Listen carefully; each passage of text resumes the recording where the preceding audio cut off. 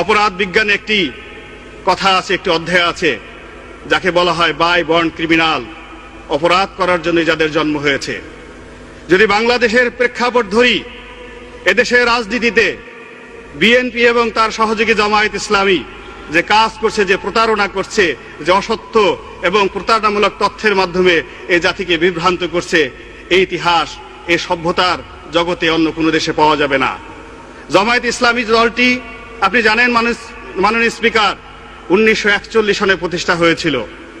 এরপর থেকে ধর্মের নামে, ইসলামের নামে, আল্লাহর নামে এই পাক ভারত উপমহাদেশে তারা যে প্রতারণা করে যাচ্ছে, এই উপমহাদেশে এই দলটির দ্বারা ইসলামের যে ক্ষতি হয়েছে আর অন্য কারো দ্বারা সেই ক্ষতি হয়নি।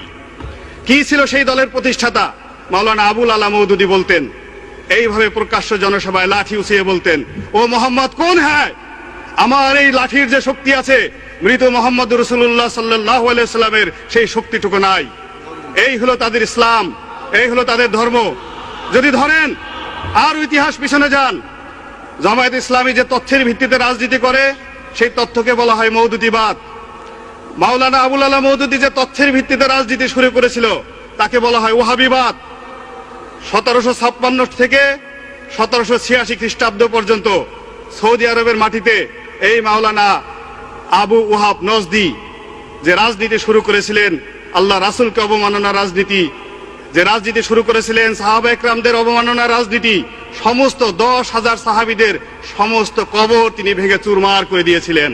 এবং তিনি একই কথা বলতেন যে মুহাম্মদুর রাসূলুল্লাহ এবং তার সাহাবী যারা মারা গেছেন তাদের ন্যূনতম শক্তি নাই, তাদের কোনো ক্ষমতা নাই, তাদের কোনো মর্যাদা নাই।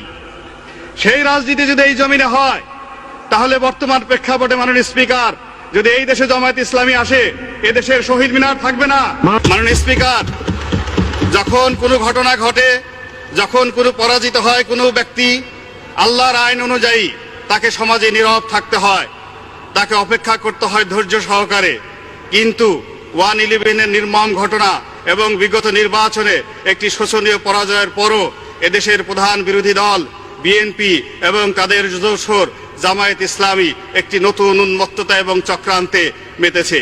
অহংকার করতেছে যে হরতাল হয়েছে, এই হরতাল এই জনগণের জন্য দরকার ছিল না। যে সন্ত্রাস তারা করেছে, নিজেরা বাসকে পুড়িয়ে যে মানুষকে মেরেছে, এই দরকার তাদের ছিল না। মাননীয় স্পিকার, আপনি জানেন এদেশের রাজনীতিতে বিএনপি এবং জামাত যে চক্রান্ত এবং যে অমানবিক রাজনীতি শুরু করেছে, সেই রাজনীতির ইতি হওয়া দরকার।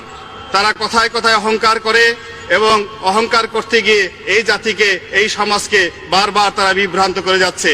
তারা ধর্মের নামে মানুষকে বিভ্রান্ত করছে, মুখে আল্লাহর কথা বলছে, রাসূলের কথা বলছে, আর নিজেরা কোরআন, হাদিস, ইজমা, কিয়াস সমস্ত কিছুকে বিভ্রান্ত করে, অমান্য করে এই জাতিকে বিভ্রান্ত করে যাচ্ছে।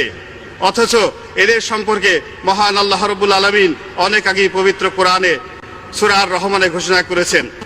আল্লাহ রাব্বুল আলামিন বলেন, ইয়া মাশারাল জিন্নি ওয়াল ইনসি ইন ইশতাতুম আন তানফুজু মিন আকতওয়ারিস সামাওয়াতি ওয়াল আরদ ফানফুজু লা তানফুজুনা ইল্লা বিসুলতান।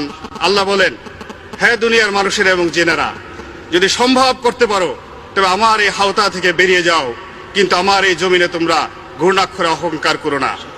কাজেই আজ যারা অহংকার করছে জমিনে, এই বাংলাদেশের স্বাধীন এবং সার্বভৌম রাষ্ট্রের মধ্যে যারা বসবাস করছে, তারা এই দেশে অহংকার করতে পারে না। যদি এই দেশের স্বাধীনতা সার্বভৌমত্বে তারা বিশ্বাসী না হয়, তারা এই দেশ ছেড়ে চলে যাক, এই আমাদের আহ্বান। এই দেশে থাকতে হলে এই দেশের আইন মানতে হবে। মাননীয় স্পিকার, আপনাকে ধন্যবাদ। জয় বাংলা, জয় বঙ্গবন্ধু, জয় হোক মেহনতি মানুষ। যদি জামায়াত ইসলামী এবং তার দোসরেরা এই দেশের রাষ্ট্র ক্ষমতায় পুনরায় আসে, কি হবে? তারা যা বিশ্বাস করে, এই দেশে হাইকোর্ট মাজার থাকবে না। এই দেশে তারা প্রথম যে কাজ করবে, এই জিয়াউর রহমানের মাজার তারা নিজের হাতে ভেঙে ফেলবে সেই দিন। কেননা তারা বিশ্বাস করে মাজারে জিয়ারত করা হারাম। তারা শহীদ মিনার ভেঙে ফেলবে, তারা এদেশের যত স্থাপনা আছে সমস্ত কিছু ভেঙে ফেলবে। তারা মুখে বলে ইসলাম, আর কর্মে তারা কি করে?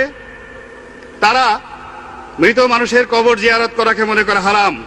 আপনি দেখবেন জামায়াত ইসলামের মসজিদগুলোতে গিয়ে তারা নামাজ পড়ে, নামাজের পরে তারা মুনাজাত করে না। তারা মুনাজাত করাটাকে বেদাত মনে করে। তারা সফর করতে নিষেধ করে। তারা এমনকি বাংলাদেশে যে দ্বিতীয় বৃহত্তম জামাত হয় তাবলিগ জামাত, এই তাবলিগ জামায়াতের বিশ্ব তাবলিগ জামায়াতের জামাতটাকে তারা হারাম মনে করে এই জামায়াত ইসলামী। এইভাবে তারা ইসলামের নামে দেশ এবং জাতিকে বিভ্রান্ত করতেছে।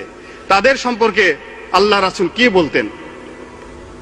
একদিন আল্লাহ রাসূলের দরবারে বিভিন্ন এলাকা থেকে সাহাবীরা আসছেন এবং তিনি তাদের জন্য দোয়া করতেছেন, হে আল্লাহ, তুমি রহমত নাজিল করো মদিনার অধিবাসীদেরকে। হে আল্লাহ, তুমি রহমত নাজিল করো ইয়ামেন দেশের লোকদের। জনকে সাহাবে বললেন, ইয়া রাসূলুল্লাহ, আমি নজদ প্রদেশ থেকে এসেছি, আজকের সৌদি আরবের রাজধানী রিয়াদের কাছাকাছি, আমাদের এলাকার লোকজনের জন্য আপনি দোয়া করেন। আল্লাহ রাসূল দোয়া করলেন না। উনি আবার বললেন, আল্লাহ রাসূল দোয়া করলেন না। এরপর মুনাজাত শেষ হলে উনি বললেন, ইয়া রাসূলুল্লাহ, আমাদের অপরাধ কি? আপনি কেন নজদের অধিবাসীর জন্য দোয়া করলেন না? আল্লাহ রাসূল বললেন, তোমরা শুনে রাখো, ওই নজদ প্রদেশ থেকে এমন এক মানুষের উদ্ভব হবে যার উপাধি হবে শয়তানের শিং, এবং যার দ্বারা এই জমিন ইসলামের নবুয়তের খেলাফতের যে ক্ষতি হবে, এই ক্ষতি আর কোন সম্প্রদায় দ্বারা অতীতে কখনো হয় নাই। বিভিন্ন মুফাসসিরিনে কেরাম, ওলামায়ে ইকরাম তাদের তাফসিরে বলেছেন, ওই শয়তানের শিং বলতে যে লোকটিকে আল্লাহ রাসূল বুঝিয়েছেন সেই হলো মাওলানা আবু ওয়াহাব নজদি। সেই আবু ওয়াহাব নজদির মতবাদী এই দেশে জামায়াত ইসলামী প্রচার করতেছে। মাননীয় স্পিকার, এই যে তারা মুখে ধর্মের কথা বলে, কর্মে অধর্মের কাজ করে, তাদের যদি প্রতিষ্ঠার চিন্তা করেন 1941 সনে যখন এই ব্রিটিশ ভারতে এদেশের মুসলমানরা স্বাধিকার আন্দোলনের জন্য আন্দোলন করছে, তখন মাওলানা আবুল আলা মওদুদী, তার অন্যতম সহযোগী মাওলানা রশিদ আহমেদ গাঙ্গুলি, দেওবন্দ মাদ্রাসার শিক্ষক, এবং বেহেশতি জেওরের লেখক মাওলানা আশরাফ আলী খান থানভী, এরা একসাথে যুক্তি করে ব্রিটিশদের টাকা খেয়ে তারা তৎকালীন মুসলিম লীগের বিরুদ্ধে একটি বিকল্প শক্তি হিসেবে তারা রাজনীতি শুরু করেছিল। সেই রাজনীতির বিষ বাষ্প আর সারা বাংলাদেশের ঘরে ঘরে ছড়িয়ে পড়েছে।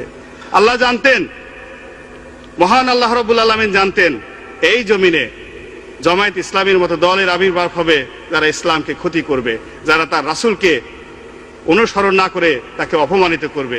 অথচ ইসলামের মূল আকীদায় আল্লাহ রাসূলের বিরুদ্ধে কোনো টু শব্দটি করা যাবে না, এবং তার প্রত্যেকটি কথা মুসলমানদের ঈমানের প্রধান অঙ্গ, সেটা অক্ষরে অক্ষরে পালন করার জন্য। এই জামায়াত ইসলামী তাদের কর্মকাণ্ড সম্পর্কে আল্লাহ কি বলেছেন? সূরা নিসার 65 নম্বর আয়াতে আল্লাহ কি বলেছেন আমি সেই কথাটি আপনাকে বলতে চাই। মাননীয় স্পিকার, আল্লাহ বলেন, ফালা ওয়া রাব্বিকা লা ইউমিনুনা হাত্তা ইউহাক্কিমুকা ফিমা শাজারা বাইনাহুম সুম্মা লা ইয়াজিদু ফিহি আনফুসিহিম হারাজান মিম্মা ওয়াকাযাইতা ওয়া ইউসাল্লিমু তাসলিমা। আল্লাহ বলেন, তোমরা যতক্ষণ পর্যন্ত তোমাদের ব্যক্তিগত জীবনে, সামাজিক জীবনে, রাজনৈতিক জীবনে, অর্থনৈতিক জীবনে, চিন্তা চেতনায়, কর্মে আমার রাসূলকে অনুসরণ করতে না পারবে, ততক্ষণ পর্যন্ত তোমরা মুমিন হতে পারবে না, মুসলমান হতে পারবে না।